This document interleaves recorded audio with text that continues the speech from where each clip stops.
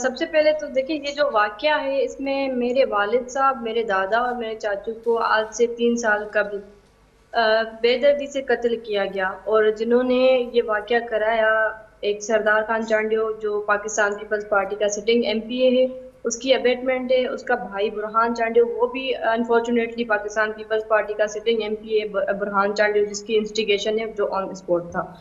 ये वाकया उन लोगों ने कराया। अब किराए के कातिल जो आए उनको पकड़ने में भी पुलिस तकरीबन 3 साल तक नाकाम रही थी। जब मैं ऑनरेबल सुप्रीम कोर्ट तक पहुंची, वो 2 बंदे पकड़े गए, वो भी एज अ डील पकड़े गए, जो कि मैं विद प्रूफ बात कर रही हूँ। पर ऑनरेबल सुप्रीम कोर्ट ने अल्हम्दुलिल्लाह इसमें रोल प्ले किया, तब जाकर वो किराए के कातिल भी पकड़े गए। मुल्जमान जो है वो बासर हैं, इसीलिए केस हमारा डिले हो रहा था। 3 सालों से मैं अदालतों के चक्कर काट रही थी, ये चौथा साल है।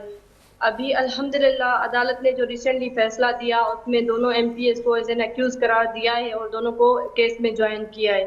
अभी केस एविडेंस पे रखा गया है। जो मैं ये जरूर कहना चाहूंगी, फैसला अभी आया है अदालत से, इसमें हम मजलूमों का अदालतों पे एतमाद और भी बढ़ गया है, क्योंकि अदालतें ही हैं जो हमें इंसाफ फराहम करेंगी, अदालतें ही हैं जो ये काम करती हैं। मजलूमों के लिए एक ही प्लेटफॉर्म है।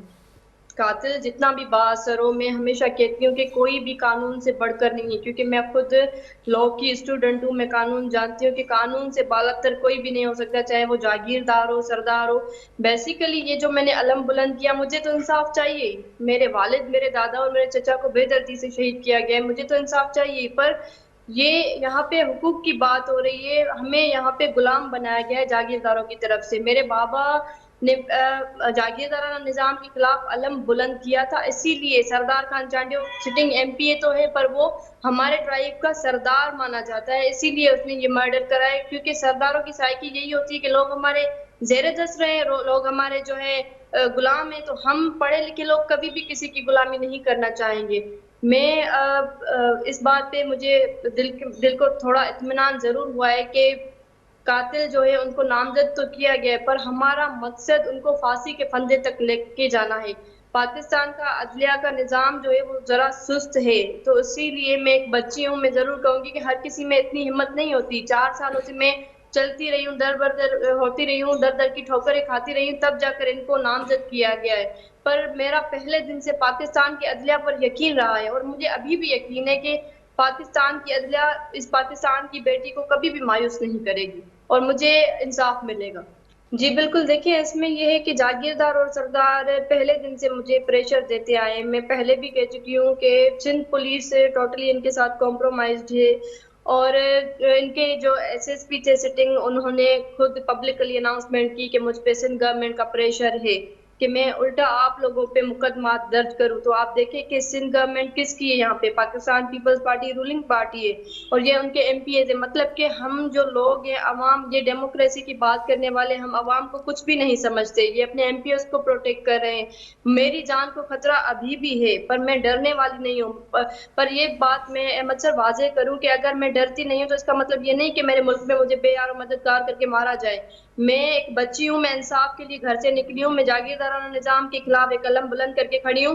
मैं कोर्ट से जब वापस आ रही थी तो इन जागीरदारों की तरफ से हमें डराया गया, हमें हरास किया गया, जो कि मैंने खुद एक वीडियो क्लिप बनाई। मैं जब वहां से वापस आ रही थी, इतनी सिक्योरिटी के बीच में इन्होंने मेरी गाड़ी को बार बार ओवरटेक करने की कोशिश की। इनके जो गार्ड्स की गाड़ी थी जाकर दूसरी गाड़ी में टकराई है। यहाँ पे सवाल ये भी बनता है, जिस गाड़ी में जाकर इनकी गाड़ी टकराई है वो खाली गाड़ी रोड पे खड़ी है, वो उसकी हैंड ब्रेक जो है वो विदाउट जो है इसके खड़ी हुई है, और उसमें कोई बंदा भी नहीं था। जब अगर वो थोड़ी गाड़ी मेरे तरफ भी आ जाती तो मेरी गाड़ी के सामने आ जाती, मेरी जान को खतरा था।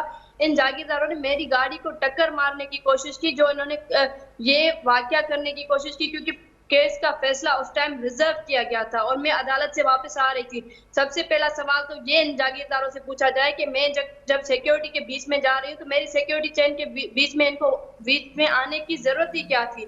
ये बदमाशियां दिखा रहे थे, रोड पे आकर मेरी गाड़ी को ओवरटेक कर रहे थे, ब्रेक्स मार रहे थे। मुझे खतरा महसूस हुआ, इसीलिए मैंने अपना फ़ोन निकाला और मैंने एक वीडियो क्लिप भी रिकॉर्ड की जो ऑन रिकॉर्ड पड़ी हुई है कि ये देखें जागीरदार सरदार चलते हुए रोड पे कैसे बदमाशियाँ करते हैं। तो पाकिस्तान पीपल्स पार्टी को भी इस चीज़ पे नोटिस लेना चाहिए, सिंध गवर्नमेंट को और स्पेशली आईजी सिंध पुलिस को इस चीज़ पे नोटिस लेना चाहिए। बेसिकली ये जो जीत है सिर्फ उमर बाप की जीत नहीं, ये पाकिस्तान के शऊर की जीत है, सिंध के मजलूमों की जीत है, क्योंकि हर दूसरा घर यहाँ पे सरदाराना निज़ाम का विक्टिम है। आज भी लोग जो हैं बागी होकर निकले हैं रोडों पर। और पाकिस्तान की अदलिया के लिए मैं ज़रूर कहूँगी कि अदलिया पे ही हम उम्मीद रखते हैं। और ये बड़ी जुर्रत का फैसला आया है कि दोनों जागीरदार और सरदार जो हैं उनको नॉमिनेट किया गया है और ये बताया गया है कि ये दोनों मुलविस हैं मेरे वालिद, मेरे दादा और मेरे चचा के कत्ल केस में। तो मैं उम्मीद रखती हूँ कि इंशाअल्लाह आखिरी दम तक मैं तो लड़ूंगी ही, पर मुझे पाकिस्तान की अदलिया में इंसाफ मिलेगा। ये मुमकिन बिल्कुल ऐसे हुआ कि जहाँ पे जो भी लोग हैं, पाकिस्तान का शऊर मेरे साथ खड़ा हुआ है और उन्होंने आवाज़ बुलंद की है। अफसोस है हमें इस चीज़ पे कि हमें घर बैठे इंसाफ नहीं मिलता यहाँ पे। हालांकि जो हमारा कानून बना हुआ है अगर उस पर अमल हो तो हम मजलूमों को घर बैठे इंसाफ मिल सकता है, पर यहाँ पे हमें रोड पर निकलना पड़ता है, हमें स्ट्रगल करनी पड़ती है, हमें चीखना चिल्लाना पड़ता है। पर अल्हम्दुलिल्लाह ये है कि ये अदलिया की और इंसाफ की जीत है, ये मजलूमों की जीत है कि ये एक फैसला आ गया है और आगे भी मैं उम्मीद रखती हूँ कि इंशाअल्लाह हमें इंसाफ फराहम किया जाएगा। जी बिल्कुल, अब जो है फर्दर प्रोसीडिंग्स होंगे और कमिंग जो हेयरिंग है 9 अक्टूबर पे, उस पे बेल का डिसाइड होगा। अभी जागीरदार और सरदार कानून से शायद डर गए हैं, तभी लास्ट हेयरिंग पे उनके लॉयर साहब जो है वो एब्सेंट थे। तो ये है कि जज साहबान से मेरी ये रिक्वेस्ट है कि मैं एक बच्ची हूँ, मैं इंसाफ मांगती हूँ अपने वालिद, दादा और चचा के लिए, और मेरे लिए बहुत मुश्किल है ये। मैं समझती हूँ कि कोई चीज़ नामुमकिन नहीं है, पर मुश्किल तो है मेरे लिए कि मैं एक इंसाफ के लिए जो दुहाइयाँ दे रही हूँ, तो इसमें डिले नहीं होना चाहिए, हमारा ट्रायल जल्दी चलाया जाए। जागीरदारों की तरफ से जो है डिले करने की कोशिश की जा रही है। अब 9 अक्टूबर के पे इनकी बेल का सुना जाएगा, फिर ये डिसाइड होगा कि इनको कंफर्मेशन बेल मिलती है या अदरवाइज इनकी बेल कैंसिल होती है। तो मैं उम्मीद रखती हूँ कि इंशाल्लाह ये जेल के सलाखों के पीछे होंगी और अदालतें इंसाफ करेंगी। देखिए, मुझे जो सपोर्ट है बीइंग ए मुस्लिम, तो अल्लाह की ज़ात पे यकीन है कि अगर आप हक की राह पे खड़े हैं तो अल्लाह की ज़ात आपके साथ खड़ी है। और उसके अलावा आम अवाम जो पाकिस्तान की बाशिर और अवाम है उनकी सपोर्ट ज़रूर है। बाकी सियासी अगर आप पीपल्स पार्टी का पूछ रहे हैं तो उन्होंने मुझे सपोर्ट तो कभी नहीं किया, उल्टा मुझे प्रेशर देते हैं, कातिलों की सरपरस्ती करते हैं, जो मैं ऑन रिकॉर्ड ये चीज़ रखना चाहती हूँ। और मुझे उन लोगों से खतरा भी है। अभी रिसेंटली पीपल्स पार्टी का एक बड़ा नाम है नासिर शाह साहब, उन्होंने एक प्रेस कॉन्फ्रेंस कर रहे थे जहाँ पे उनसे सवाल किया गया मेरे केस के मुतालिक, तो उन्होंने ये बात की। मैं बड़ा हैरान हो गई ये बात सुन के कि नासिर शाह साहब कहते हैं कि उमेर बाप का जो केस है उसमें उन्होंने कभी कभी वो कह रहे हैं कि असरअंदाज केसेस पे ऐसे होता है इन्वेस्टिगेशन में, बहुत सारे लोगों के लिए कह रहे हैं कि आप दूसरे लोगों को इन्वॉल्व करते हैं तभी आपकी केस खराब होते हैं। मतलब पाकिस्तान पीपल्स पार्टी इनडायरेक्टली मुझे ये मैसेज देना चाह रही है कि अब आपने हमारे एमपीएस का नाम डलवाया है केस में तो आपके केस का कुछ नहीं बनेगा। मतलब इतना बड़ा एक सान्या हुआ है इन लोगों को, तो आगे आकर मुझे इंसाफ दिलाना चाहिए था। पर ये लोग देखिए कि बैठे ये कमेंट्स कर रहे हैं कि अगर दूसरे लोगों को आप इन्वॉल्व करेंगे, मतलब कि इनके एमपीएस को इन्वॉल्व करूंगी तो मुझे इंसाफ नहीं मिलेगा। तो मैं इनको ये वाजे करना चाहती हूँ कि मैं ना डरने वाली हूँ, ना मैं झुकने वाली हूँ, ना मैं बिकने वाली हूँ। इंशाल्लाह इंसाफ मेरा हक है, इंसाफ अदालतों ने करना है, अदालतें मजलूमों के साथ होती हैं और अदालतें भी ये साबित करेंगी कि उमेर बाप को इंसाफ मिलेगा। देखिए, सिविल सोसाइटी की तरफ से मुझे सपोर्ट मिली है, पर मैं एक बच्ची हूँ, एक औरत होने के नाते मुझे इस बात का अफसोस है कि जो फेमिनिस्ट है उन्होंने मुझे सपोर्ट कभी नहीं किया। आई डोंट नो मुझे क्यों नहीं सपोर्ट मिली, पर मैं पाकिस्तान की बेटी हूँ और जो फेमिनिस्ट है, जो इंसानी हुकूक की बात करती है, खास करके बिलावल जरदारी साहब, जिनको कहा जाता है कि वो औरतों के हुकूक की बड़ी बात करते हैं, औरत दोस्त उनको माना जाता है, पर उन्होंने मेरा कभी साथ नहीं दिया।